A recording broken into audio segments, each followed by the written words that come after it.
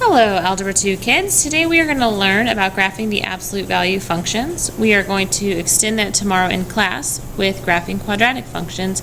Both of these are going to be in what's called vertex form. Before we get started, I do want to take a look at the graph of the parent function y equals the absolute value of x. It's called the parent function because there are no shifts done to this function. It is just a plain, basic, absolute value function. So when we take a look at the graph over here, what hopefully pops out to you is that it's the graph of a V. All absolute value functions are going to look like a V. I want you to keep that in mind as we're going, so if you graph something that's not a V, you've done something wrong. You'll hear me use words like vertex. This is the vertex down here. The vertex is the highest or lowest point on the graph. And if you notice here that this graph has symmetry, the right-hand side can be folded over to match up with the left-hand side. Both sides are a line, which means they both have a slope. This one has a slope of up 1 over 1, up 1 over 1. Now this V can be wide or skinny. It could even be flipped upside down. It just depends on what shifts are done to the parent function. So now we're going to talk about what those shifts look like and how to pick them out, and then how to graph that function. So before we get started, we're going to take a look at the general form of the absolute value function, which is in vertex form. Lots of letters, so I want to explain to you what each of them mean. The first step says to plot the vertex. The vertex comes from the h value and the k value.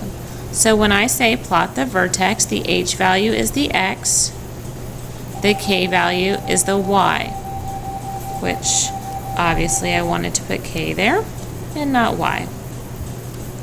Okay, so this is k. You're going to hear me say a bunch that h lies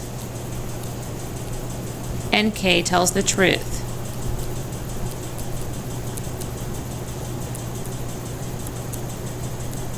And what I mean by that is from up here it looks like h should be negative, but actually this h value is opposite of the sign that appears in front of it. H is positive, k is positive because of this sign. So let's take a look at a couple examples.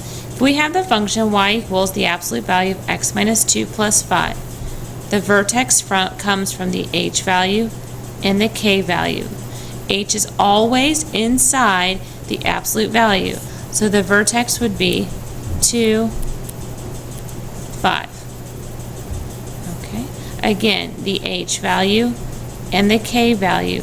H lies, so this time it's x plus 4, so the vertex is at negative 4, negative 9. So the h value sign is opposite, the k value sign is the same. Now you see, draw the right and the right side of the graph using a as the slope, which we talked about before, that the right and the left hand side have a slope. Well, that slope comes from the a value, which is up here. A is the slope. The absolute value function opens up if a is positive and down if a is negative. Now we'll use that slope to draw the left and the right hand side. Okay, so here's all of the logistics. It doesn't make much sense until you actually see it. So let's see it a few times, but you may want to come back to this slide to take a look at the general form again. So here we are back with the parent function. Y equals the absolute value of x. We could rewrite that as y equals 1 times the absolute value of x minus 0 plus 0. Notice that there's always a hidden 1 up here. We just don't see it. And the reason I put in these zeros was to help you see those shifts. The h value is 0, and so is the k value. So our vertex would be 0, 0. We know this v opens up because this value in front of the absolute value is positive and has a value of 1, so that'll be our slope. We start by putting the vertex on. And then we use that A value, up 1 over 1, up 1 over 1, to get the right-hand side. And then we use that mirror image on the left, up 1, left 1, to get the left-hand side. And here's the left-hand side. All right, let's do it again. So notice over here that this one actually has an H and a K value in it. So again, what is this number out front? A hidden -1. Okay. The vertex will be 4, 3. Again, H lies, K tells the truth. Okay. This V opens down because A is negative, and that A value is 1. Actually, -1. There we go.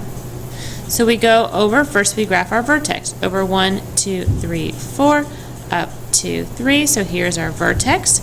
We know this V should be going down, and we use our slope. Down 1, right 1, down 1, right 1, down 1, left 1 to make our V. And there it is. All right, so the more we see, the better we get. So let's do a few more examples. Okay, so first we want to find our vertex on number 3. Notice that there is nothing out here, no plus or minus anything. If you want to see it, we could put in a +0. So our vertex is at -3, 0.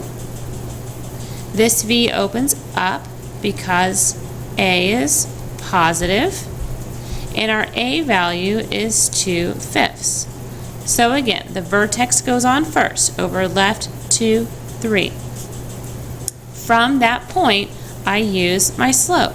I know it opens up, so I go up 2, right 2, 3, 4, 5. Mirror image, up 2, left 2, 3, 4, 5. And there it is. Let's keep practicing. All right, number 4, we're going to find our vertex. Remember, H comes from inside the absolute value. So there's nothing inside of there, so H is 0. K is on the outside, K is -8. This V opens down because A is negative. Our A value is -3. So we start with our vertex. 0, down 1, 2, 3, 4, 5, 6, 7, 8. And then use that A value. Down 2, 3, right 1, down 2, 3, left 1.